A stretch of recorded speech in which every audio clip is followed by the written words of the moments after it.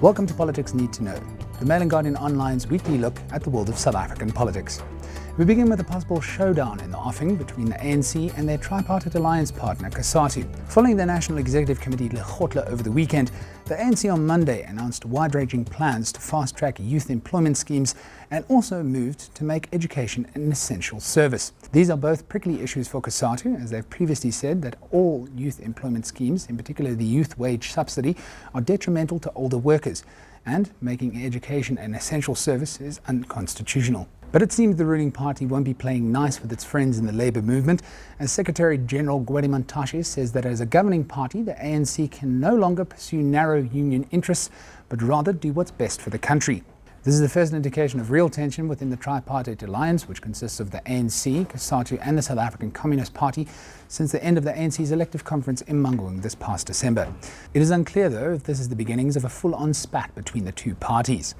Cosatu has long played the role of abused partner, threatening to leave the relationship if the ANC doesn't behave itself. But the chances of that happening are slim, and we could possibly see the two entering into a trade-off which could see the ANC get what it wants without too much opposition from Cosatu. The ANC could make a trade, scrapping the youth wage subsidy in return for Cosatu's support to make education an essential service. In the meantime, calls for President Jacob Zuma to sack Communications Minister Dina Pule have increased following weekend newspaper reports that her boyfriend received over 6 million rand in management fees for the running of the ICT in Durban in 2012. Minister Pule allegedly put pressure on a number of telecoms companies to ensure that they sponsored the Indaba last year, and also allegedly used undue influence on the organisers to ensure that her partner was involved in a management role. This meant that he would have unfettered access to the organizers' bank accounts and could withdraw money as he pleases.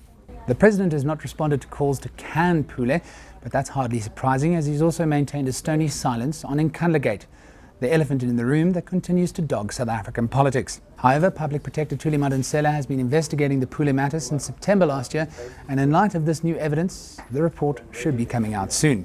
Nonetheless, if this translates into steadfast action against the minister, if corruption is indeed found to be evident, is another matter entirely.